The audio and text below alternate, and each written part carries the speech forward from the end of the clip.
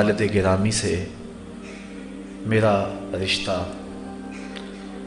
باپ بیٹے کا بھی ہے، استاد اور شاگرد کا بھی ہے، مرید اور پیر کا بھی ہے۔ وہ میرے پدر گل بھی ہیں اور میرے پدر دل بھی ہیں۔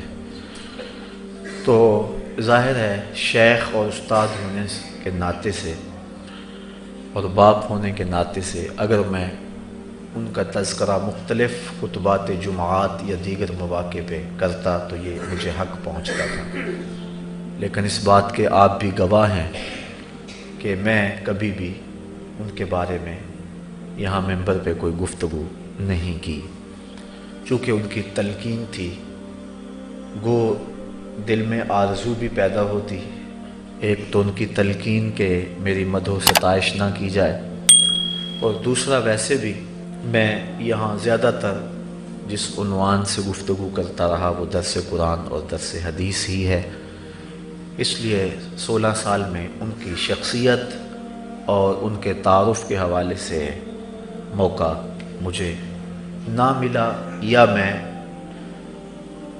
قصداً آپ کی شخصیت کے حوالے سے کبھی یہاں کوئی بات نہیں کی۔ لیکن اب میرا جی چاہ رہا ہے کہ آج کی اس نشست میں میں کچھ اپنے والد گرامی کے حوالے سے، اپنے شیخ کامل کے حوالے سے اور اپنے استاذ المکرم کے حوالے سے کچھ باتیں آپ کے گوش گزار کروں۔ باتیں بھی انشاءاللہ وہ کروں گا کہ جس سے ہماری تربیت وابستہ ہے۔ میرے والد گرامی 1914 یا 1916 گرداسپور کی تحصیل بٹالہ کے مشرقی سمت واقع ایک گاؤں وزیر چک میں پیدا ہوئے۔ ابتدائی تعلیم آپ نے وہیں حاصل کی تھی۔ ابھی دوسری کلاس میں پڑھتے تھے کہ والد کا سایہ سر سے اٹھ گیا۔ وہاں طبیعت چونکہ کافی حساس تھی، چند دنوں کے بعد جب سکول گئے تو قلم پکڑتے تھے تو ہاتھ جنبش کرتا تھا۔ استاد بہت مہربان تھے، انہوں نے گھر بھیج دیا اور ہماری دادی محترمہ کو پیغام بھیجا کہ اس بچے کو بھی گھر رکھیں، جب ضرورت ہوگی میں خود آ کے لے جاؤں گا۔ 1 سال کے بعد وہ دوبارہ گھر سے آ کر ان کو سکول کے لیے دوبارہ لے گئے، اور وہاں انہوں نے جو سکول تھا تعلیم مکمل کی۔ اور یہ 5 گاؤں تھے جو مسلمانوں کے گاؤں تھے، باقی ارد گرد جو گاؤں تھے وہ سکھوں یا ہندوؤں کے تھے۔ تو یہاں 5 گاؤں میں ایک بزرگ ہوتے تھے، شاہ جی کے نام سے لوگ انہیں یاد کیا کرتے تھے، تو ان کے پاس بیٹھے اور قرآن مجید کی تعلیم ان سے ہی حاصل کی۔ ان کا حلقہ ارادت کافی تھا اور وہ مہینہ مہینہ غائب رہتے تھے مریدین کے پاس دوروں میں۔ تو مختصر اور چھوٹی عمر کے اندر والد گرامی کو انہوں نے اپنے مسلح پہ کھڑا کر دیا تھا۔ ابا جی خود فرمایا کرتے تھے کہ مجھے ہندو اور سکھ بھی میاں جی کہہ کے پکارتے تھے۔ لیل و نہار بیتتے گئے۔ 8 بھائی اور 2 بہنیں، ان افراد پہ مشتمل یہ خاندان تھا، لیکن 4 بھائی وہیں انتقال کر گئے، ان میں سے 2 بھائی جوانی کے عالم میں انتقال کر گئے۔ اس کے بعد جب تقسیم ہند ہوئی تو آپ وہاں سے ہجرت کر کے پاکستان میں آئے۔ سانگلہ ہل اسٹیشن پہ جب اترے تو اس وقت آپ کے پاس جو آپ کا بیٹا تھا جس کا نام عبدالحمید تھا، سفر کی صعوبتیں اور وہ سارے دکھ برداشت نہ کرتے ہوئے وہ بچہ انتقال کر گیا۔ کچھ عرصے کے بعد ہماری وہ والدہ بھی اس دنیا فانی سے کوچ کر گئی۔ پھر آپ نے اسی گھر میں دوسری شادی کی تو یکے بعد دیگرے 2 بیٹے پیدا ہوئے، لیکن وہ بھی دائی اجل کو لبیک کہہ گئے۔ پھر ہماری ایک ہمشیرہ ہماری اسی والدہ کے بطن سے پیدا ہوئی، اس کی عمر 5 سال تھی کہ ہماری وہ والدہ بھی انتقال فرما گئی۔ والد گرامی نے اب یہ عزم کر لیا کہ میں اب زندگی تجرد میں گزاروں گا۔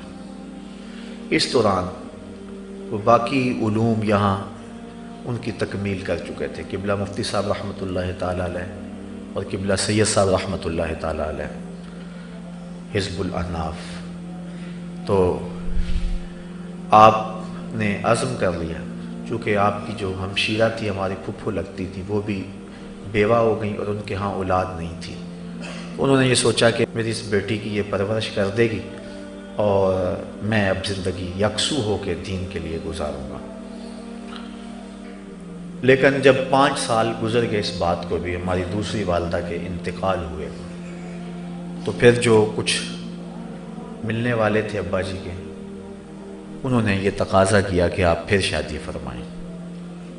تو پہلے تو انکار ہوا، لیکن یہ غالباً 62 یا 61 کی بات ہے کہ ہمارے والد گرامی نے پھر جو ہے وہ تیسری شادی فرمائی، اور وہ بھی میرے نانا جی فرمایا کرتے تھے، میں نے اپنی ہوش میں انہیں دیکھا ہے، فرمایا کرتے تھے کہ میں جب رشتے کے لیے گیا تو بستی سے باہر ایک شخص جو ہے وہ بھینسیں چرا رہا تھا، کیونکہ میں نے رشتہ کرنا تھا اور مجھے تجسس تھا، میں نے اس کے پاس بیٹھ کر کے معلومات حاصل کرنے چاہی، تو اس نے کہا کہ ہمارا تو اس سے بہت سخت مسلکی اختلاف ہے، لیکن ہمارے اس پورے علاقے میں اس شخص کے کردار کا حامل کوئی دوسرا شخص موجود نہیں ہے۔ تو میرے نانا جی فرمانے لگے کہ میں نے وہیں سے فیصلہ کر لیا اور جمعۃ المبارک پڑھا، اور میں نے جب ان کی گفتگو سنی تو میرا وہ فیصلہ جو ہے وہ بالکل قطعی ہو گیا۔ ہمارے جو ننیال ہیں ان کا تعلق جو ہے وہ یہاں سے ہے، اور یہ مہاجرین سے ہمارے والد گرامی، اور آپ پرانے لوگوں کو یاد ہوگا کہ اس دور میں مہاجرین اور یہاں کے جو رہنے والے لوگ ہیں ان کے باہم بہت زیادہ جو ہے وہ فرق اور نفرت موجود تھی، لوگ پناہ گیر کہتے تھے مہاجرین کو۔ تو ہمارے جو خاندان تھے ننیال کے، تو اس خاندان میں مخالفت بھی ہوئی کہ آپ جو ہے وہ پناہ گیروں کو بیٹی دے رہے ہیں، عمر کا بھی فرق تھا، لیکن بہرحال میرے نانا جی صاحب نظر تھے اور بڑے ہی نیک اور پارسا لوگ تھے، تو انہوں نے یہ فیصلہ کیا۔ تو اس کے بعد 2 ہمشیرہ پیدا ہوئیں، اس کے بعد اللہ تعالیٰ نے بیٹا دیا جس کا نام محمد رکھا، لیکن کچھ دنوں کے بعد وہ بھی انتقال کر گیا۔ یہ بات والد گرامی نے مجھے خود سنائی۔ ساری زندگی ابا جی نے اپنے بارے اگر کوئی بات کرتا بھی تو اس کی زبان کو روکتے، لیکن یہ بات میں نے ابا جی کے زبان سے 2 مرتبہ سنی۔ ایک مرتبہ صرف 8-10 لوگ تھے اور قرآن مجید کی تفسیر تھی، عزیز علیہ ما عنتم پر گفتگو کر رہے تھے، تو اس وقت آپ نے یہ بات سنائی کہ نبی پر مومن کی تکلیف شاک گزرتی، تو اس وقت آپ کی حالت عجیب سی ہو گئی، اور جب آپ نے یہ بات بیان کی تو آپ کا چشمہ دور گرا اور آنکھیں چھم چھم برسنے لگیں، اور ہم سارے ڈر گئے کہ پتہ نہیں ابا جی کو کیا ہو گیا۔ تو ایک مرتبہ تعلیم و تعلم کی گزرگاہوں سے جب میں گزر رہا تھا تو میرے میں تھوڑی سی کمزوری آئی پڑھنے کے حوالے سے، تو مجھے میرے والد گرامی نے فرمایا کہ بیٹا تم کیوں نہیں پڑھتے ہو، میں تو جو ہے تمہارے بارے میں انتہائی محبت کے جذبات رکھتا ہوں، اور میں نے تمہیں جو ہے وقف کیا ہے دین کے لیے۔ تو اس وقت انہوں نے مجھے یہ بات سنائی۔ تو جب ہمارے وہ بھائی اس دنیا سے رخصت ہوئے تو ابا جی کہتے ہیں کہ زندگی میں یہ میرے لیے انتہائی مشکل اور پریشان دن تھا، چونکہ بچپن میں باپ کا سایہ سر سے اٹھ گیا، پھر جوان بھائی دنیا سے رخصت ہوئے، اپنی 2 ازواج کو میں نے اپنے ہاتھوں سے لحد میں اتارا، اور اس سے قبل جو ہے وہ 3 بیٹے لحد میں اتار چکا تھا، تو بیٹا فوت ہوتا تو اس کے بعد ہماری وہ والدہ بھی چلی جاتی، تو کہا کہ مجھے پھر وہ بیٹا فوت ہوا تو سخت دکھ ہوا، تو اس دن ایسے تھا کہ مجھے کچھ ہو جائے گا، یعنی صبر کا پیمانہ چھلکنے کو تھا۔ ابا جی فرمایا کہ میں پھر جب رات کو سویا، بخت جاگے تو حضور کی زیارت نصیب ہوئی۔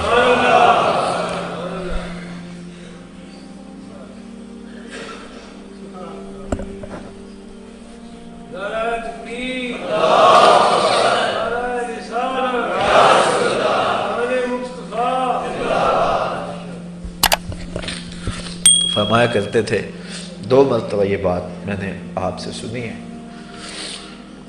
کہ کہتے ہیں کہ میرے آقا اتنے رحیم ہیں کہ میں نے حضور کی آنکھوں میں آنسو دیکھے اور آقا کریم نے اپنا دست شفقت میرے سر پہ رکھ دیا۔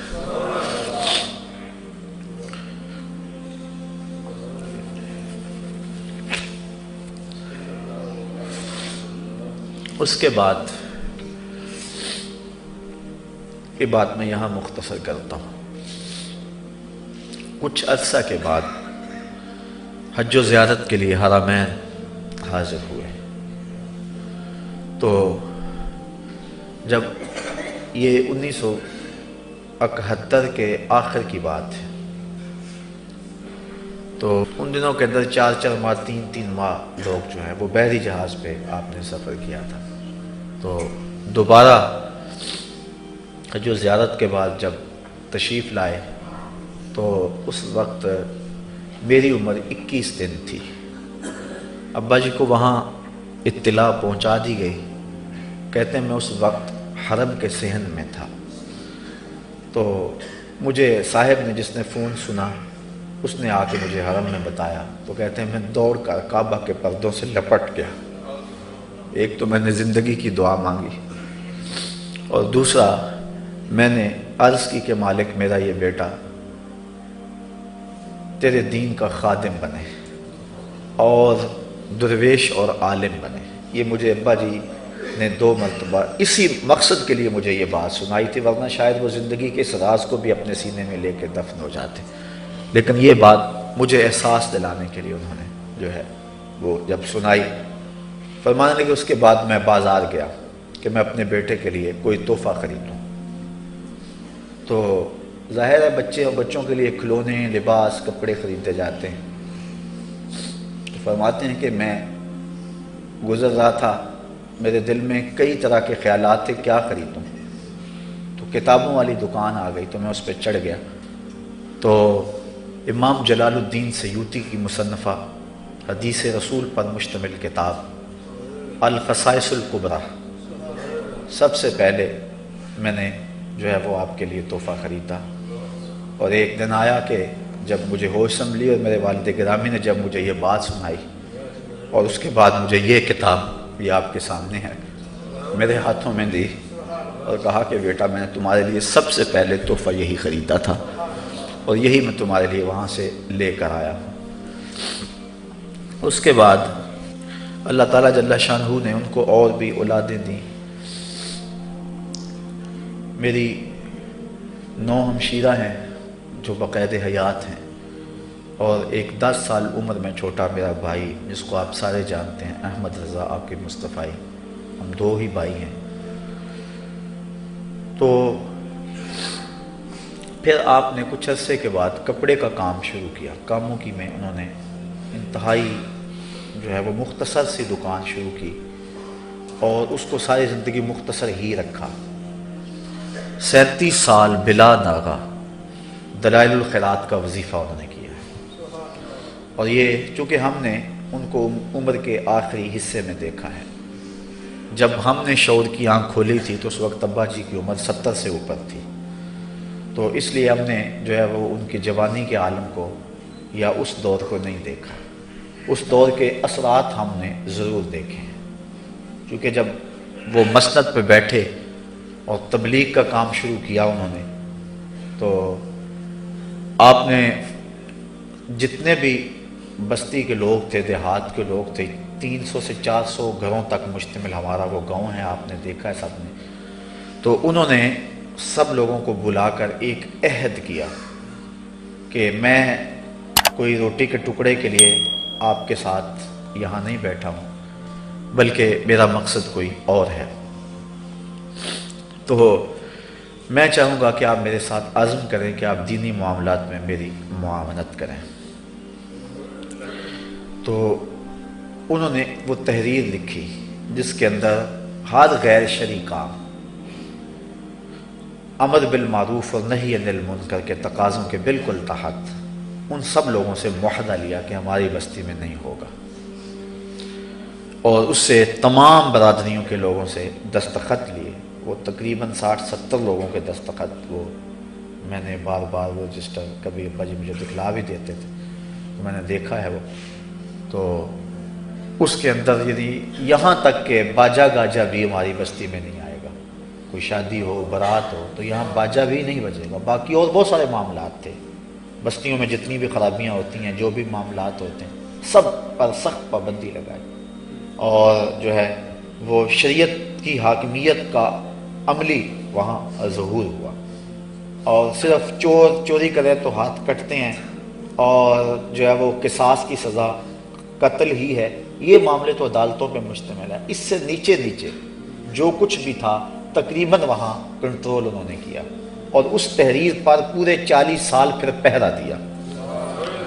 اور یہ چھوٹا کام نہیں ہے، یہ میرے باپ کی بہت بڑی کرامت ہے۔ یہ ادارۃ المصطفیٰ کا آپ جہاں تعارف پڑھیں تو ساتھ لکھا ہوتا ہے احیاء سنت ترویج شریعت کی روحانی تحریک۔ تو احیاء سنت اور شریعت کی ترویج یعنی شریعت کو عملی رواج دینا، یہ تصور اور یہ آئیڈیا میں نے اپنے بزرگوں سے لیا۔ انہوں نے اس بستی میں عملی طور پہ جو ہے وہ کر کے دکھایا، اور ساری زندگی وہاں سے نہیں نکلے۔ فرماتے میں نے اس بستی کی اصلاح اگر ہو جائے تو یہ میری نجات کے لیے کافی ہے۔ تو یہی ان کی خواہش رہی تھی، اور اس سلسلے کے لیے انہوں نے جو ہے وہ وہاں کام کیا، اور 40 سال تک انہوں نے اس تحریر پر جو ہے وہ پہرا دیا، اور کسی کو اس سے ہٹنے نہیں دیا۔ اور یہ ایک بہت بڑا ان کا کام تھا۔ اور ہماری اس بستی کے اندر جب سے پاکستان بنا ہے، یعنی آج تک کوئی قتل ہی نہیں ہوا ہے، ورنہ دیہاتوں کے اندر جب برادریاں ہوتی ہیں، یہ آپ اپنے لوہیاں والا کو دیکھ لو، 6 ماہ نہیں گزرتے کہ یہاں کیا فساد بپا ہو جاتے ہیں، لیکن پورے جو ہے وہ 60 سال ہو گئے، ایک قتل بھی کبھی نہیں ہوا۔ یعنی امن معاہدہ بھی تھا، اس معاہدے کے اندر امن معاہدہ بھی تھا، اور اگر ایسی کوئی بات ہوتی تو درمیان میں جا کے ابا جی کھڑے ہو جاتے تھے۔ اور الحمدللہ ان لوگوں نے جو حیا ان کا کیا، اور جس انداز کے ساتھ انہوں نے ان کی بات کو مانا، کبھی ٹالا نہیں تھا۔ وہ دور بھی خیر بھلے تھے، آج تو وہ زمانہ بھی نہیں رہا، وہ حالات بھی نہیں رہے، لیکن بہرحال انہوں نے 40 سال تک جو ہے وہاں شریعت اسلامیہ کی حدوں کا پہرا دیا، اور دین رسول کے ڈنکے بجائے، اور حضور کے دین کی نوکری کی، اور کام کرتے تھے۔ کپڑے کا شروع کر لیا آخر میں تو، اور وہ بھی بالکل معمولی۔ میں نے عرض کرنے لگا تھا دلائل الخیرات کا وظیفہ یہ 1.5-2 گھنٹے لگتے ہیں اس کو پڑھتے ہوئے روزانہ کی منزل کو، اور 37 سال اس کا ناغہ بھی نہیں ہوا۔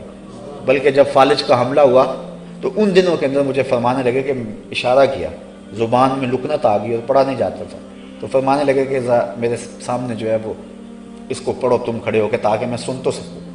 تو میں نے 8 دن جو ہے وہ آپ کے سامنے وہ دلائل الخیرات کا وظیفہ پڑھا، لیکن مجھ سے پڑھا ہی نہیں جاتا تھا، یعنی کہ وہ ایسی دقت تھی اس میں، اور وہ چونکہ وظیفہ ان تھا میں تو صرف قاری تھا، تو وہ 8 دن زندگی کی وہ لذت میں کبھی بھی نہیں بھول سکتا ہوں جو میں نے ان کے سامنے وہ دلائل الخیرات کا وظیفہ پڑھا ہے۔ اللہ یا تو یہ ان کا معمول تھا۔ صبح 9-10 بجے وہ جاتے تھے، اور عصر کی نماز کے وقت بہر صورت دکان کو بند کر دیتے، دکان بند کر کے نماز پڑھتے تھے، اور فرماتے تھے میری قسمت کا جو گاہک ہے اللہ اسی وقت بھیج دے گا۔ اور ذمہ داریاں بہت ساریاں تھیں، اور یہ آسان کام نہیں ہے۔ توکل بہت بڑی دولت ہے۔ جب انسان کے حالات عجیب ہوں تو پھر بعض اوقات جو ہے وہ قدم لرزش لے جاتے ہیں۔ یعنی صرف ایک ہمشیرہ کی شادی ہوئی تھی جب ہم نے ہوش سنبھالی، اور 8 ہمشیرہ اور ہم 2 بھائی تھے جن کی شادیاں ہونے والی تھی۔ اور اس کے بعد پھر ایک ہمشیرہ کی اور شادی ہوئی، پھر 7 ہمشیرہ اور ہم 2 بھائی تھے، اور ابا جی انتہائی بڑھاپے کے عالم میں تھے، لیکن اس کے باوجود عصر کے وقت آ جاتے تھے اور اپنے معمولات پہ ہوتے تھے، اور صبح روزانہ 1 سے لے کر 1.5 گھنٹے تک درس قرآن دیتے تھے فجر کی نماز کے بعد، اور 18 سال کے اندر پورے قرآن کا درس دیا ہے ہم۔ اس کے بعد پھر دوبارہ شروع کرنے لگے تو پھر نہیں شروع کیا، فرماتے تھے شاید میں پورا نہ کر سکوں، میری طبیعت اب اتنی جو ہے وہ کمزور ہو گئی۔ پھر قرآن مجید کی آیات، منتخب آیات پہ درس دیتے تھے، یا ایھا الذین آمنوا لا تکونوا کالذین آذوا موسیٰ۔ مجھے اچھی طرح یاد ہے کہ اس کا درس کئی مہینوں چلتا رہا تھا، روزانہ 1 گھنٹہ اس پہ درس دیتے تھے، پتہ نہیں اللہ نے سینہ کتنا کشادہ کر دیا تھا۔ تو یہ ان کا معمول تھا زندگی کا۔ یہاں گجرانوالہ مارکیٹ سے وہ کپڑا خریدتے تھے، ہمارے وہ جن لوگوں سے انہوں نے یہ کاروبار کیا ہے وہ بے پناہ ابا جی کے ساتھ حسن اعتقاد رکھنے والے لوگ ہیں۔ کچھ تو فوت ہو گئے، شیخ محمد شریف صاحب، اللہ ان کی قبر پہ کروڑوں رحمت نازل فرمائے۔ وہ جمعے کے دن جو ہے وہ یہاں سے جا کر جو ہے وہ گاؤں میں ابا جی کے پیچھے جمعہ پڑھا کرتے تھے۔ کاروبار بھی تھا، لیکن یہ نہیں، وہ کہتے مجھے اور کہیں تسکین ہی نہیں آتی ہے۔ تو اللہ تعالیٰ ان کی قبر پہ رحمت نازل فرمائے۔ تو یہاں سے جاتے، ان دنوں کے اندر یہ چنگیاں وغیرہ ہوا کرتی تھی، تو کاموں کی سے ادھر ایک راستہ مڑتا ہے تقریباً 2-3 کلومیٹر ادھر سے جو ہمارے گاؤں کی طرف چلا جاتا۔ کاموں کی بلدیہ کی حدود سے پہلے ہی وہ جگہ آتی، تو اگر کاموں کی چلے جائیں تو وہ 2, 4, 5 روپے ان دنوں کے اندر کافی تھے، 10 روپے بھی کافی تھے، اس کی چنگی بھی دینا پڑتی تھی۔ پھر ظاہر ابا جی کو پیدل تو کوئی نہ جانے دیتا، تو تانگے کے اوپر وہ کپڑا وغیرہ بوری رکھتے اور آپ بھی اس کے اوپر بیٹھتے۔ تو اگر تانگے والا کرایہ نہ لیتا، اکثر تانگے والے نہیں لیتے تھے، لیکن ابا جی کو یہ گوارا نہیں تھا، وہ فرماتے تھے یہ بھی تو مزدوری کر رہے ہیں، میں بھی مزدوری کر رہا ہوں۔ تو اس لیے آپ جو ہے وہ شہر سے باہر ہی ادھر اتر جایا کرتے تھے گاڑی سے۔ ان دنوں کے اندر چھوٹی چھوٹی گاڑیاں چلتی تھی، مجھے اچھی طرح یاد ہے یہاں سے، اور وہ کاموں کی تک جایا کرتی تھی چھوٹی گاڑیاں، تو یہاں اتر جایا کرتے تھے۔ اور اس کے 2 فائدے تھے، ایک تو یہ 5-10 روپے یہ چنگی کے یہ بچ جائیں گے، اور حدود میں داخل ہوا تو پھر شرم چنگی دینا پڑے گی۔ تو دوسری بات کہ وہ جو تانگے والا اگر فری لے گا تو وہ بھی مزدوری ہے، اور اگر میں دوں گا تو اور خرچہ اس پہ آئے گا، اور یہ خرچہ ظاہر ہے میں جن کو بیچوں گا یہ ان پہ پڑے گا۔ یہ اس دور کی بات ہے جب انہوں نے جو ہے وہ دکان منتقل کر لی تھی گاؤں میں، یعنی جب انتہائی بوڑھے ہو گئے اور چلنے کی سکت بھی کمزور ہو گئی، تو پھر وہ کاموں کی سے وہ دکان اٹھا کر گھر کی بیٹھک کے اندر رکھ لی۔ اور یہ وہ توکل کا دور تھا کہ دکان کا دروازہ بھی نہیں کھولتے تھے، اگر کسی نے کوئی سودا لینا ہو تو دروازہ اس کو کھٹکھٹانا پڑتا تھا، پھر کھولتے تھے، کپڑا دیتے، اس کو رخصت کرتے، پھر قرآن کھول کے بیٹھ جاتے، اور ان کی منزل پھر قرآن ہی رہی ہے ساری زندگی الحمدللہ۔ تو وہاں سے یہ اتر کر کے تو وہ اپنے سر پہ اٹھا کے اس بڑھاپے کے عالم کے اندر وہاں سے 3 میل بنتا ہے،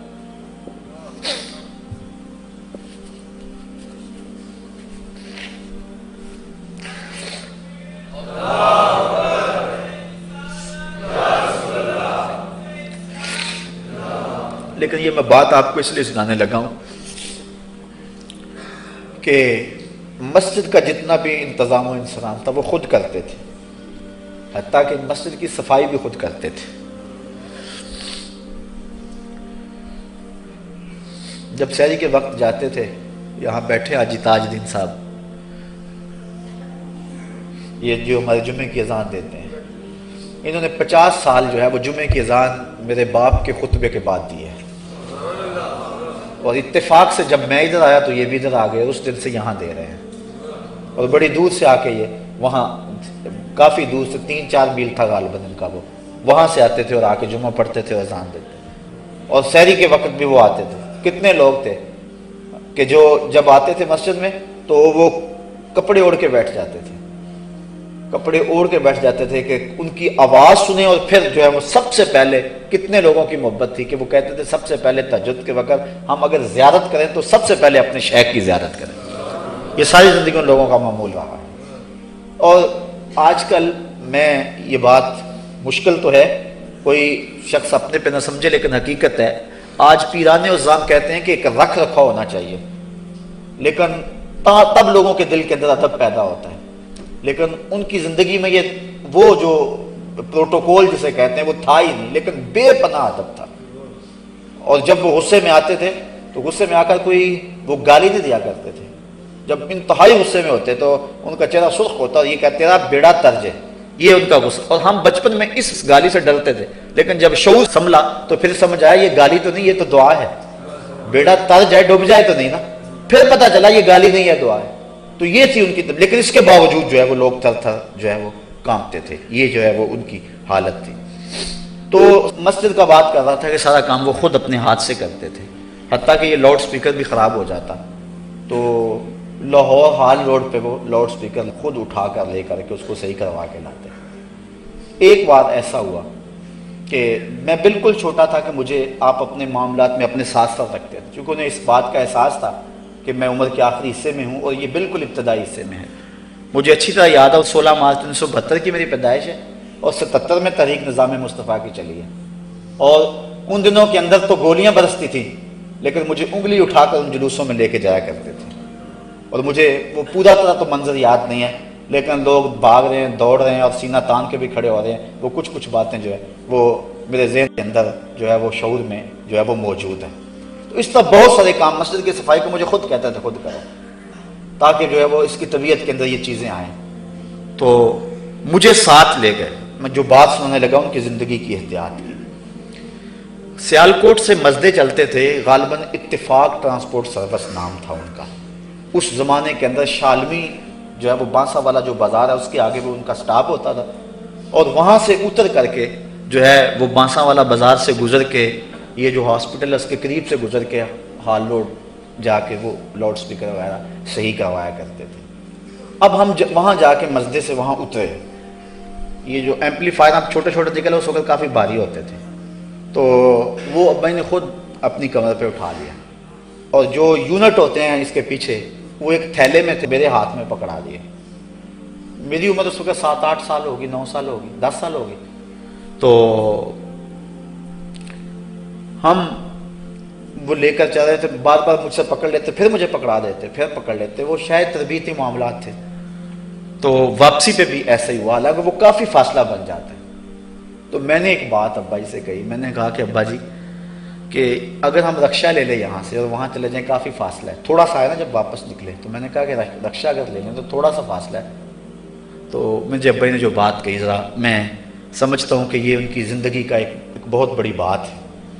فرمانے لگے کہ میں اپنا سامان جو ہے وہ اپنے سر پہ اٹھا کے وہاں سے گاؤں لے کے جاتا ہوں، اور مسجد کے سامان کے لیے رکشہ لے لوں، اور اگر میں خود لینا چاہوں تو میں بیٹا اس کی استطاعت نہیں رکھتا. اور اگر مسجد کے خرچے سے میں لوں تو وہ جب میرا اپنا معمول نہیں ہے تو اب مسجد کے بل پہ جو ہے وہ میں اگر ایسا کروں تو یہ میرا ضمیر گوارا نہیں کرتا. تو پیدل جاتے اور پیدل آتے. اور پھر ایک زمانہ ایسا بھی آیا کہ جو ہے وہ یہ کام میں خود کیا کرتا تھا، اور مسجد کی ساری صفائی میں نے اپنے ذمے لی تھی. اور الحمدللہ انہوں نے ہمیں تعلیم دی تھی اور یہ ترغیب دی تھی. وہ کہتے تھے صاحبزادے نہ بنو، بندے بنو. اور الحمدللہ، اور ہمارا شوق ہوتا تھا کہ زیادہ سے زیادہ لوگ آپ سے وہ بس بیعت آپ نہیں کرتے تھے، یعنی باوجود خلافت کے صرف 100 کے قریب لوگ ہیں جو ساری زندگی میں آپ نے بیعت کی. ہماری شدید خواہش ہوتی تھی کہ بندہ آیا ہے، خواہش کی ہے، 2 سال ہو گئے پیچھے لگے ہوئے ہیں. خود میں نے 3 سال کے بعد جو ہے وہ بڑی مشکل سے آپ نے جو ہے مجھے قبول فرمایا. شاید وہ تربیت کے لیے ایسا تھا، ورنہ میرا تو مقصود ہی وہ تھا.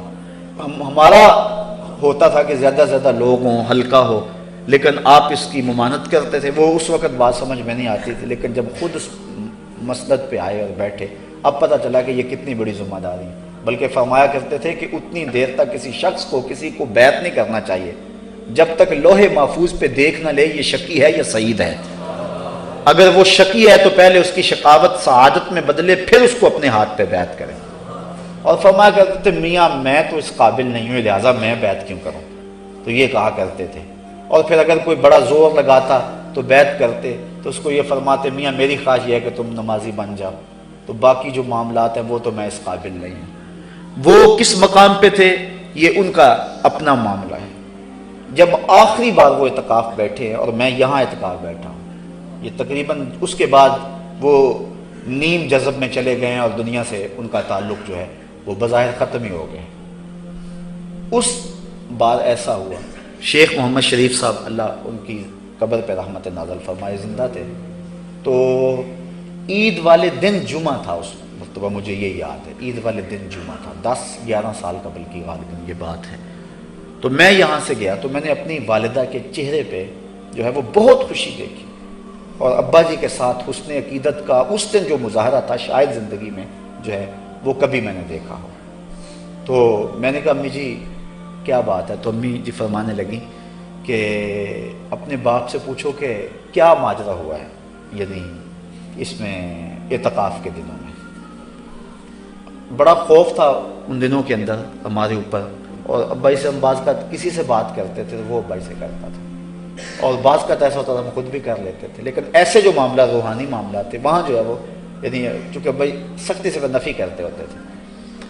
تو انہوں نے فرمایا کہ کچھ معتکف نے بتایا ہے، کچھ معتکفین نے، کہ رات کو دروازے مسجد کے بند تھے کہ اچانک اجالے ہوئے اور کوئی آپ کے حجروں میں آیا، اور ہم نے اس کو واپس جاتے ہوئے دیکھا ہے، اور وہ شخص کون تھا وہ جو ان کے حجرے میں آیا؟ میں نے ایک بات کی ہے لیکن مجھے تو انہوں نے جو ہے وہ سختی سے جو ہے وہ انکار کر دیا، کوئی بات نہیں بتائی، آپ پوچھیں۔ اب میرے ذہن کے اندر یہ ان دنوں کی بات ہے جب میں یہاں خطابت کر رہا تھا اور علوم دینیہ سے فارغ ہو گیا تھا، اور یہ حدیث میں پڑھ چکا تھا کہ حضور نے ارشاد فرمایا من رآنی فی المنام فسیرانی فی الیقظہ، جس نے مجھے خواب میں دیکھا اس نے مجھے جاگتے ہوئے بھی دیکھا۔ تو ان کا خواب میرے ذہن میں تھا، تو میرے ذہن میں یہ بات آئی کہ شاید حضور علیہ السلام ہوں، اور یہ کرم نوازی ہوئی ان کے اوپر۔ تو میں نے شیخ صاحب سے کہا کہ آپ ابا جی سے پوچھیں کہ کیا کرم نوازی ہوئی ہے، اور میں نے ان کو کہا کہ میرا ذہن یہ ہے۔ تو ٹیبل پہ سیویاں رکھی ہوئی تھی اور ابا جی ڈال کے ہمیں دے رہے تھے۔ تو شیخ صاحب نے پوچھا، کہنے لگے حضور آنکھیں تو آگے کریں، میں ذرا چومنا چاہتا ہوں، اور آگے بڑھ کے آنکھیں ابا جی کی چوم لیں۔ پھر کہنے لگے ان آنکھوں نے کیا دیکھا ہے، ان آنکھوں نے کیا دیکھا ہے؟ تو ابا جی جلدی جلدی سیویاں ڈال کے نا پلیٹ میں کہتے ہیں شیخ جی یہ کھاؤ، یہ بڑی مزیدار ہیں۔ پھر 2 منٹ گزرے تو انہوں نے پھر کہا کہ آپ نے کیا دیکھا ہے، ایک بات سنی ہے، ہم تصدیق چاہتے ہیں اس کی۔ تو ابا جی نے پھر پانی ڈال کے کہا شیخ جی پیاس نہیں لگی آپ کو، یہ پانی پیو، اور کیفیت ابا کی بدلنے لگی۔ تو اس کے بعد انہوں نے بھی نہیں پوچھا، اور یہ راز ان کے سینے میں راز ہے، وہ کیا تھا معاملہ ہم اس کے بارے میں کوئی رائے قائم نہیں کر سکتے، جو کہ ہماری جو تربیت کی گئی ہے۔ میں اگر یہ بات کہوں کہ وہ ذات رسالت مآب صلی اللہ علیہ وسلم تھے، میرا وجدان طبیعت کہتی ہے۔ اس کے بعد وہ دنیا سے بالکل لا تعلق ہو گئے، اور 9-10 سال آپ نے جب بھی دیکھا جس حالت میں دیکھا آپ سب کو پتہ ہے۔ تو اگر میں یہ کہوں تو میرا اندازہ ہے، اور میں اپنے اندازے سے نہیں کہہ سکتا، اور اگر میں انکار کروں تو میں انکار بھی نہیں کر سکتا، لیکن بہرحال یہ تو طے ہے کہ کوئی تھا جو ان کے حجرے میں اجالا کر گیا، اور ان کے اندر جو ہے وہ ایک ایسی روشنی اور ایسے اجالے پیدا ہو گئے، اور پھر اس کے بعد سے لے کر آج تک ان کی زندگی، وہ 4 سال یہاں بھی آپ کے سامنے ہیں، جس وہ نیم جذب کی حالت میں تھے، کوئی بھی آیا اور جس نے بھی اس کو دیکھا، ایک بات میں ضرور کہوں گا کہ اللہ کے ولی کی نشانی یہ ہے جب اس کو دیکھو تو خدا یاد آئے۔ جس نے بھی دیکھا ہے میرے والد گرامی کو، کبھی ایسا نہیں ہوا اس کو رب یاد نہ آیا ہو، ان کو ضرور ان کو دیکھ کر خدا یاد آیا ہے، رغبت دنیا کم ہوئی ہے، اور ان کی زندگی کے شب و روز ہمارے سامنے ہیں۔ تو انہوں نے زندگی میں یہی ایک بات جو میں منبر رسول پہ بیٹھ کے کہہ رہا ہوں کہ میرے بڑے بھائی کی وفات پر حضور علیہ السلام نے شفقت فرمائی، اور حضور نے درد جو ہے وہ ونڈایا، اور آنکھوں میں آنسو تھے، اور حضور رو رہے تھے اور سر پہ ہاتھ رکھ رہے تھے، عزیز علیہ ما عنتم۔ باقی وہ جو دوسرا ماجرا ہے تو وہ معاملہ جو ہے چونکہ آپ نے اس کو ہمیں کچھ نہیں بتایا، کچھ بتا دیتے تو یہ ہمارے لیے بہت بڑا اعزاز ہوتا، اور ہم اس پہ بہت اب بھی فخر کرتے ہیں ان کی ذات پہ، چونکہ حضرت شیخ عبدالعزیز دباغ مصری نے الابریز میں لکھا ہے جس شخص کو عالم بیداری میں حضور کی زیارت ہو جائے وہ 2999 درجے ولایت کے فوراً طے کر جاتا ہے، فوراً طے کر جاتا ہے۔ اور فرمایا اس کو ان درجات کے بارے میں پوچھا جائے اور اگر وہ جواب نہ دے تو کہو کاذب ہے، اور اگر جواب دے دے تو کہو کہ سچا ہے۔ یعنی اتنا بڑا اعزاز ہے۔ تو اب یہ بات ابہام میں ہے، میرا ذوق آیا میں نے آپ کے سامنے رکھ دی، لیکن جو اصل حقیقت تھی وہ میں آپ کے سامنے رکھ دی کہ ہم اس کے بارے میں فائنل کچھ نہیں کہہ سکتے، لیکن وہ پہلی بات جو ہے اس کے علاوہ بزرگوں کی جو کرامات تصرفات جو ہوتے ہیں وہ ایک الگ باب ہے، اور ہم کرامت کا انکار نہیں کرتے، اور کرامت کا من حیث الانکار کرنا کفر ہے، من حیث الکرامت انکار کرنا کفر ہے، اور کسی بزرگ جو مسلمہ ہو اس کی کرامتوں کا انکار گمراہی ہے۔ لیکن بہرحال انہوں نے ساری زندگی ہمیں جس راہ پہ ڈالا، ہم انشاءاللہ ان کی تعلیمات کے حوالے سے ہی بات کریں گے۔ یہ بات قرب رسالت مآب کے حوالے سے میں نے آپ کے سامنے رکھی، اور میں نے اپنے باپ سے عہد کیا ہے 10 محرم کے دن جب میں نے اپنے والد گرامی سے بیعت کے لیے کہا تو 2 سال 3 سال ٹالتے رہے، پھر محرم کی شام تھی کہ مجھے بلایا، اور میں جب آپ کے ہاتھ میں ہاتھ دیا تو فرمانے لگے جانتے ہو آج دن کون سا ہے؟ تو میں نے پھر عہد کیا تھا کہ جیوں گا تو آپ کے لیے، اور یا رسول اللہ مروں گا تو آپ کے لیے، اور زندگی کی آخری سانس تک یا رسول اللہ آپ کے دین کے لیے وقف رہوں گا۔ اور الحمدللہ مجھے فرمانے لگے کہ طمع نہیں کرنا، اگر کوئی محبت سے پیش کرے تو منع نہیں کرنا، اور جب پھر لے لو تو پھر جمع نہیں کرنا۔ یہ ساری زندگی میں رات کو آتا تھا نا جب درس قرآن سے، کبھی بھی ایسا نہیں ہوا تھا کہ میں ابا جی سے اجازت کے بغیر گیا ہوں۔ آج میں پہلی مرتبہ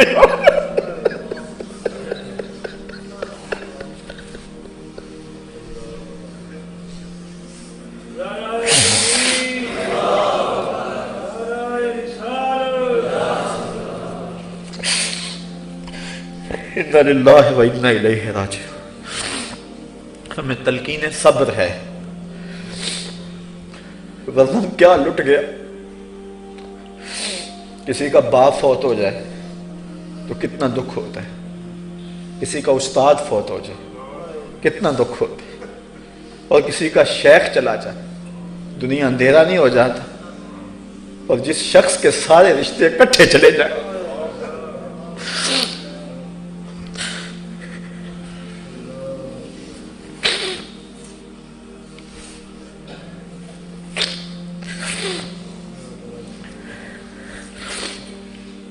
میں جب بھی آیا ہوں رات 3 بجے آیا ہوں، 4 بجے آیا ہوں، 2 بجے آیا ہوں، ان کی آنکھیں میری منتظر رہتی تھی۔ آہ وطن میں ہوگا اب کس کو میرا انتظار، کون میرا خط نہ آنے سے رہے گا بے قرار، آرزو لے کر تیری خاک کے تربت پہ آؤں گا، اب دعائے نیم شب میں کس کو میں یاد آؤں گا۔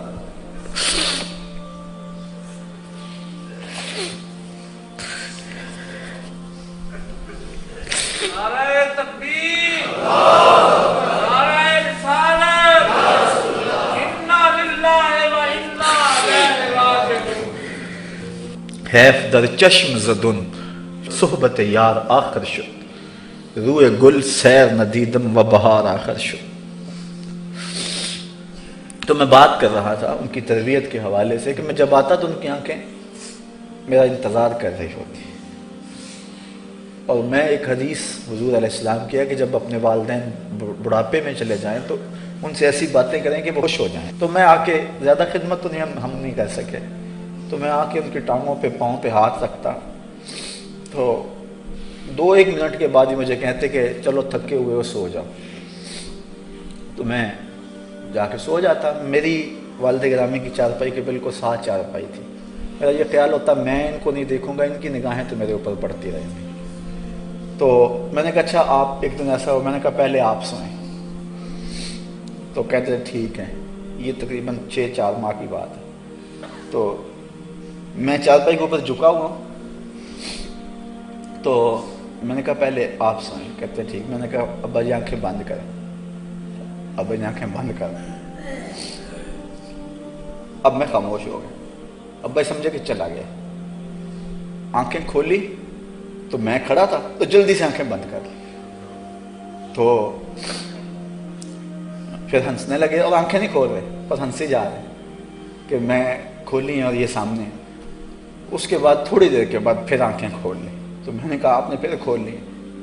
تو رو پڑے کہنے لگے تجھے دیکھنے کے لیے کھولی.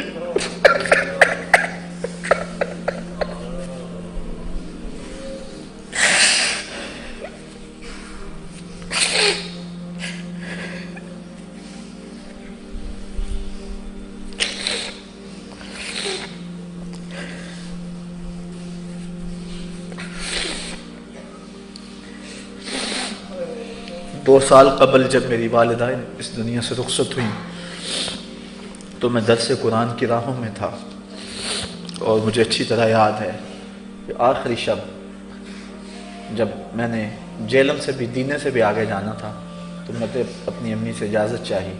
انہوں نے رو کر کہا تھا کہ بیٹا جاؤ. جمعۃ المبارک پچھلے جمعہ کو میں ابا جی سے اجازت لے کر جب کینٹ جمعے کے لیے جانے لگا تو ان کے چہرے پہ مسکراہٹ پھیل گئی اور بہت زیادہ خوش ہوئے. میری سمجھ میں نہ آیا کیا ماجرا اور کیا معاملہ ہے. چلا گیا. اس کے بعد پچھلے جمعۃ المبارک کو میں نے عصر کے بعد کاموں کی میں گفتگو کرنی تھی. ایک فوتگی ہوئی تھی، چیلم کا ختم تھا، تو لوگ بعد میں ملاقات کے لیے کافی آئے ہوئے تھے. عصر کی اذانیں یہیں ہونے لگی تو محترم مجھے لینے کے لیے جو آئے تھے ان کی تشویش میری نظر میں تھی، لیکن وہ مجبوری تھی کہ جو ہے وہ عصر کی اذان ادھر ہو گئی. تو میں اپنے معمول کے مطابق میں نے کہا آپ گاڑی میں بیٹھے، میں ذرا گھر سے ہوں، اجازت لے آؤں. تو چارپائی پہ لیٹے ہوئے تھے تو آخری ان سے میری وہ ملاقات ہوئی. فرمانے لگے خیر نل جاتے خیر نل. میں چلا گیا لیکن طبیعت میں اداسی تھی. 3-4 لوگ میرے ساتھ تھے، یہاں بھی اب موجود ہیں، میرا وہ ساربان بھی. جب ہم راستے میں اثر پڑی اور اس کے بعد جب ہم امن آباد سے نکلے تو سورج غروب ہو رہا تھا. ایسے میں جیسے میرا دل ڈوب رہا ہے، پتہ ہی نہیں تھا کیا ہونے والا ہے. تو میں نے ان سب کو کہا، میں نے کہ دیکھو کہ جب سورج عصر کے وقت پہنچتا ہے تو کتنی جلدی غروب ہو جاتا ہے. اور ایسا درد تھا اس سورج میں، کوئی پیغام دے رہا تھا جو ہم نااہل لوگ نہ سمجھ سکے. شاید اس کا پیغام کچھ سمجھنے والا ہوتا تو وہاں سے پلٹ آتا. لیکن میرا یہ مقصود تھا کہ جب میرے والد گرامی کی آخری سانس آئی تو اس وقت میں درس قرآن دے رہا تھا. میرے مالک، زندگی میں نے جو بھی کمائی کی، اگر تجھے کوئی قبول ہے میں سب کچھ اپنے باپ کے نامہ اعمال کے سپرد کرتا ہوں. اے اللہ ان کے درجے بلند فرما دے. آپ نے کہا تھا میری قبر کچی بنانا اور میری تعریفیں نہ کرنا. یہ جو باتیں کی ہیں یہ اس کرو محاسن موتاکم، حضور نے فرمایا اپنے فوت شدگان کی اچھی خصلتیں اور خوبیاں بیان کرو. یہ اس کے تحت میں کچھ باتیں بیان کی ہیں. اللہ تعالیٰ انہیں اپنے جوار رحمت میں جگہ دے. اکیلا میں نہیں، زمانے نے دیکھا کہ جب ان کا جنازہ اٹھا شہنشاہ ہفت تقلیم کو بھی وہ اعزاز نہیں ملا ہوگا جو میرے باپ کو ملا تھا. ہر دل دکھ سے بھرا تھا، ہر آنکھ پر نم تھی. اور اس وقت جب جنازہ اٹھا تو میں اس ڈر سے کہ کہیں واویلا پیدا نہ ہو جائے اور شریعت کی کوئی حد نہ ٹوٹ جائے جس پہ ساری زندگی میرے باپ نے پہرا دیا، کہیں اس کا نقصان نہ ہو جائے. ورنہ میرے دل میں بات آ رہی تھی کہ میں بلند آواز سے کہوں کہ لوگوں دیکھو میرے پیا کی بارات جا رہی ہے. اور ایسے ہی منظر تھا. اور اقبال کا وہ شعر، اگر آپ جس نے میرے شیخ کی زیارت کی ہے، اقبال کا وہ شعر اور پھر اس زیارت کے منظر کو سامنے لائے کہ اقبال نے کہا تھا نشان مرد مومن باتو گوئم چون مرگ آئے تبسم بر لب اوست. تجھے اللہ کے بندے کی نشانی بتاؤں، جب موت آتی ہے اس کے چہرے پہ مسکراہٹ پھیل جاتی ہے کیونکہ وہ اپنے یار کو ملنے جو جا رہا ہوتا ہے. تو وہ مسکراہٹیں آخری دم تک ان کے چہرے پہ رہی. جن لوگوں نے لحد میں اتارا، جن لوگوں نے جنازے کو کندھا دیا، جن لوگوں نے جنازہ پڑھا، مجھے متعدد لوگ، متعدد سے مراد سینکڑوں نہیں، درجن کے قریب لوگوں نے مجھے یہ کہا ہے، شاید مشاہدات کئیوں کے ہوں لیکن بات جہاں تک مجھے پہنچا ہے وہ درجن سے کم لوگ ہیں، انہوں نے کہا ہے کہ جس نے جنازہ پڑھا وہ کہتا ہے میری عبادتیں ڈبل ہو گئی ہیں، کوئی کہتا ہے پنجگانہ نماز تو میسر تھی لیکن اب تہجد کے سجدے بھی مل گئے۔ الحمدللہ یہ ہے ان کا فیضان۔ دعا کرو کہ اللہ تعالیٰ ان کے نقوش پاک کی برکتیں ہمیں نصیب فرمائے۔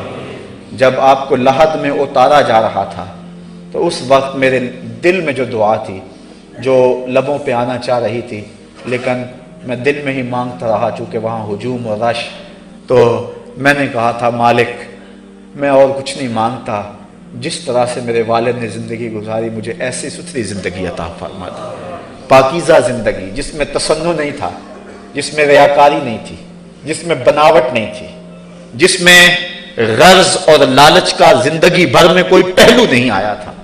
ذرا تصور تو کرو، ایک شخص ہے، اس کی 8 بیٹیاں، ان کی شادی ہونی ہے، 2 بیٹے ہیں، اور وہ جو ہے وہ 70 اور 80 کے پیٹے میں ہے، اور کاروبار بھی بالکل جو ہے وہ چند ہزاروں پہ مشتمل ہے، لیکن اس کے باوجود بھی جو ہے وہ اپنے دامن کو غرض سے اور لالچ سے پاک رکھے ہوئے ہے، اور دنیا کی دولت کی طرف نظر اٹھا کر بھی نہیں دیکھتا۔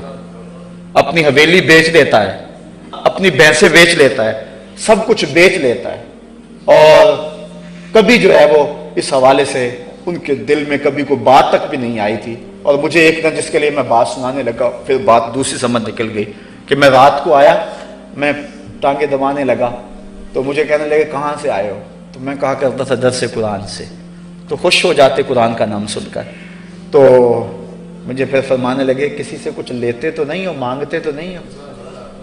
اللہ اکبر۔ میں نے کہا ابا جی آپ کی تربیت کا اثر ہے، کبھی دل میں بھی نہیں آیا، یہ اللہ کا فضل ہے، اتنا آسان کام نہیں ہے، بڑا مشکل کام ہے۔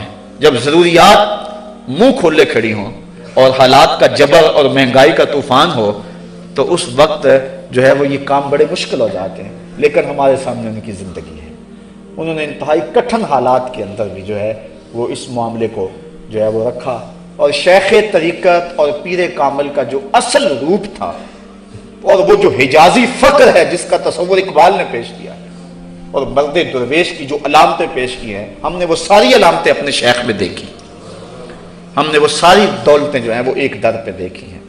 اللہ تعالیٰ ان کے درجے بلند فرمائے اور ان کے نقوش پا کی برکتیں ہمیں نصیب فرمائے۔ 1914 میں روشن ہونے والا چراغ اور وہ سورج جو طلوع ہوا تھا وہ 2008 میں تہہ مزار چلا گیا۔ آج ان کی یادیں تو باقی ہیں، دل بھی رو رہا ہے، لیکن اس کے باوجود قلب کو ایک اطمینان ہے، ایک طمانیت ہے، قلب ایک گونا تسکین پائے ہوئے ہے، اور ہمیں اس بات پہ ساری زندگی ناز رہے گا۔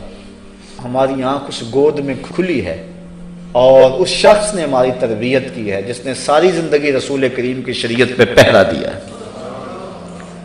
سوز و گداز، درد، یہ ان کو ورثے میں ملا تھا، ان کو اپنے نانا جان کی طرف سے ورثے میں ملا تھا، اور پھر قبلہ حضور قبلہ عالم رحمت اللہ تعالی علیہ جو ہے وہ ان کی تربیت تو جو ہے وہ کمال کر گئی، اور ان کے اندر ان کو وہ رنگ چڑھا دیا کہ جو ان کو دیکھتا تھا تو پھر ان کا ہی ہو کے رہ جاتا تھا۔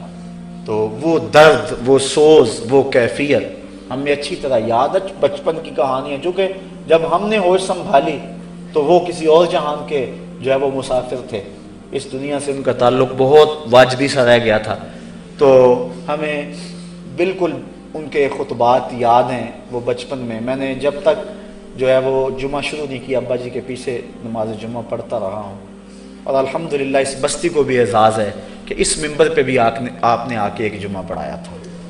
وہ لمحے اور وہ دن مجھے یاد ہیں، اور وہ تھوڑے لوگ تھے، 5 مرلے کی یہ مسجد ہوتی تھی، یہاں کے مقامی لوگوں کو سارے حالات سے آگہی ہے، تو مجھے ابا جی نے کہا تھا کہ میں دیکھ رہا ہوں کہ یہاں بہت ساری رونقیں۔ الحمدللہ یہ ان کی زندگی تھی اور یہ ان کی نگاہیں تھیں۔ اللہ ان کے نقوش پاکیوں میں برکتیں دے، ان کی سیرت کو اپنانے کی توفیق دے۔ ہم نے ان کی کرامتیں بیان نہیں کرنی، ان کی ہم نے کوئی قبر فروشی تو نہیں کرنی، انہوں نے ہمیں راہ دیا، انشاءاللہ ساری زندگی اس راہ پہ چلیں گے، اس راہ پہ گامزن رہیں گے۔ آپ دعا کریں ہم دونوں بھائیوں کو اللہ ان کے نقوش پاک کی برکتیں عطا فرمائے، اور یہ میں نے 16 سال ہوئے یہاں جمعۃ المبارک پڑھاتی ہوئے، پہلی مرتبہ یہ بھی میں نہیں سمجھتا کہ میں ذاتی باتیں کی ہیں، یہ وہ پوری قوم کا سرمایہ تھے، وہ اثاثہ تھے، اور یقیناً ان باتوں سے آپ بہت کچھ حاصل کیا ہوا ہوگا، اور انشاءاللہ اس حوالے سے ان کی ہزاروں باتیں میں کرتا رہوں گا انشاءاللہ۔ تو اللہ اپنی رحمتیں اور کرم نوازیاں نصیب فرمائے، اور درس قرآن کا یہ قافلہ ہے یہ آسودہ منزل ہوتا رہے۔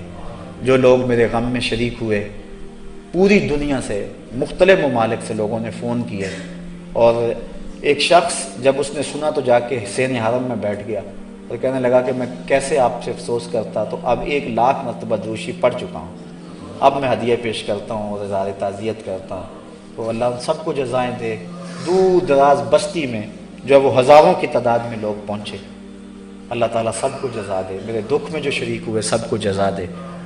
ابا جی کے لگائے ہوئے پودے پروان چڑھتے رہے، یہ مرکز ہے، گاؤں مدرسہ ہے، اللہ کو جزائے خیر عطا فرمائے، یہ مرکز بھی پروان چڑھتا رہے۔ اس موقع کے اوپر ہمارے جو معاونین ہیں اس دارالعلوم کے، چاہے وہ تعلیمی حوالے سے ہیں، چاہے وہ مالی حوالے سے ہیں، چاہے وہ دعاؤں کے حوالوں سے ہیں، میں اپنے والد گرامی کے اس تذکرے کی برکت سے دعا کرتا ہوں کہ مالک سب کو جزائے جزیل عطا فرمائے اور ہم سب کا خاتمہ ایمان پہ فرمائے۔ سب سے بڑی دولت یہ ہے کہ ایمان سے چلے جائیں، ایمان سے خاتمہ ہو جائے، جب سانس ٹوٹ رہی ہو تو اس وقت رخ محبوب سامنے ہو، یہی زندگی کا سرمایہ ہے۔ اللہ تعالیٰ انہیں آخرت کی مزید برکتیں عطا فرمائے۔ وآخر دعوانا ان الحمدللہ۔ سورہ فاتحہ 3 مرتبہ، سورہ اخلاص اول آخر دوشی پڑھ کے مل کر۔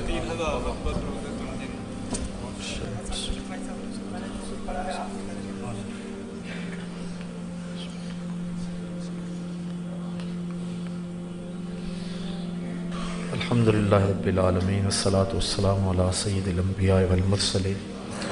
اللہم انی اسألک العفو والعافیت والمعافات الدائمۃ فی الدین والدنیا والآخرہ۔ اے میرے مالک، اٹھے ہوئے ہاتھ، پھیلی ہوئی جھولیاں اپنی بارگاہ میں قبول فرما لے۔ جتنے لوگ دور و نزدیک سے آئے انہوں نے جو کچھ پڑھا، حاضر تعام، اٹھے ہوئے ہاتھ، سب کچھ قبول فرما لے۔ جملہ کلام و تعام، اہتمام و انتظام و انصرام کا ثواب تیرے محبوب کی بارگاہ ناز میں پیش کرتے ہیں، قبول فرما۔ حضور کے توسل سے جمیع انبیاء علیہ السلام کی ارواح کو، ان کی امتوں کی ارواح کو، آقا کریم کی تمام امت، صحابہ کرام رضوان اللہ علیہ مجمعین، اہل بیت اطہار، اولیاء امت، چہار خانوادہ طریقت کے بزرگان دین، طریقہ نقش بندیہ کے جملہ مشائخ کی ارواح کو پیش کرتے ہیں، قبول فرما۔ ان سب کی وساطت سے جو کچھ پڑھا گیا سب کا ثواب اپنے والد گرامی شیخ معظم حضور قبلہ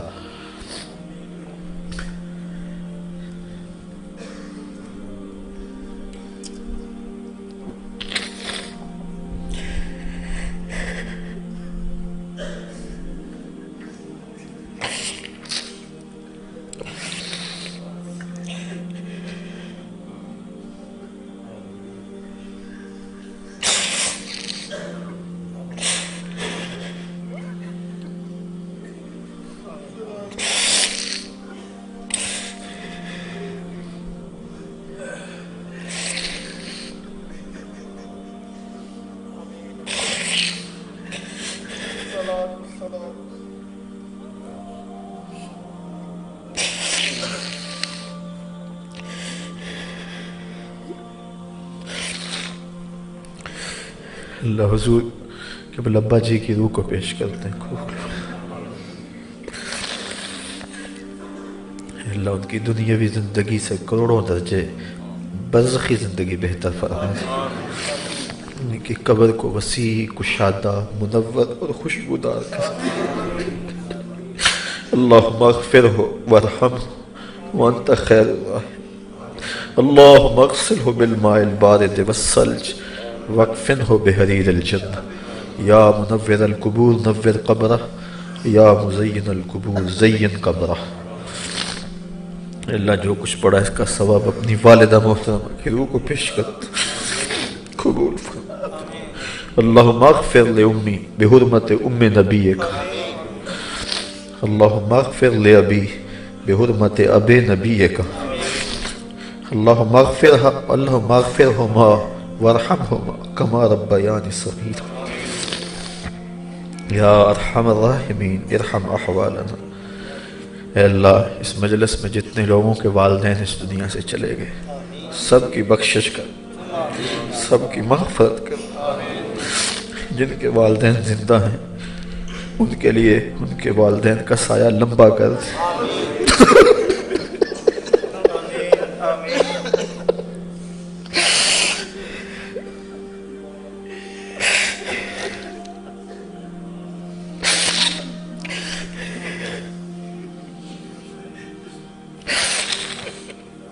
اللہ ان کے والدین کا سایہ دراز فرما دے۔ اللہ جن لوگوں نے ہمارے ساتھ محبت کی ہے اللہ انہیں برکتیں عطا فرما۔ اے میرے مالک مجھے، میرے بہن بھائیوں کو اور میرے پیر بھائیوں کو اس صدمہ جانے کا پہ حقیقی صبر دے دے، وہ صبر جس کے صلے میں تو نے اجر رکھا ہے ہمیں نصیب فرما دے۔ اے اللہ ہمارے رشتے ہوئے زخموں پر صبر کا پھاہا رکھ دے، تو کریم ہے کرم فرما دے۔ اے اللہ ہمارے سروں پر ان کا جو سایہ تھا وہ بظاہر ٹوٹ گیا، لیکن ان کی رحمتوں اور ان کی روحانیت کا سایہ تمام مصطفی فقیروں کے سروں پہ سلامت رہے۔ اور اے اللہ ہمیں نیکی کی توفیق دینا، ہمیں اپنی یادیں اور محبت دینا، جس طرح میرے بابا نے ساری زندگی تیرے دین کی نوکری کی، ہمیں بھی آخری ہچکی تک اپنے دین کی خدمت میں قبول فرمانا۔ اے اللہ اپنا خاص کرم فضل ہم سب کے شامل حال فرمانا، اس مرکز کو آباد رکھنا، مصطفیٰ آباد شریف کی بہاروں کو سلامت رکھنا، اس مرکز کو بھی برکتیں عطا فرمانا۔ اے اللہ میرے بھائی کو صبر عطا کر، میری بہنوں کو صبر عطا، میرے گھر والوں کو صبر عطا کر، میرے بچوں کو صبر عطا کر، میرے پیر بھائیوں کو صبر عطا کر۔ اے اللہ اپنا خاص کرم ان کے شامل حال کر، اے اللہ اپنا خاص کرم ان کے شامل حال، ان کی قبر کو روشن اور منور رکھنا، اپنا خاص کرم فضل شامل حال کرنا۔ اے اللہ درس قرآن کے اس کارواں پہ ان کی جو نگاہیں تھی وہ سلامت اور باقی رہیں، اور اس راستے میں ہم چلتے رہیں، شیطان اور نفس کی شر سے محفوظ فرمانا۔ صلی اللہ تعالی علی النبی الامین وآلہ وصحبہ اجمعین برحمتک یا ارحم الراحمین۔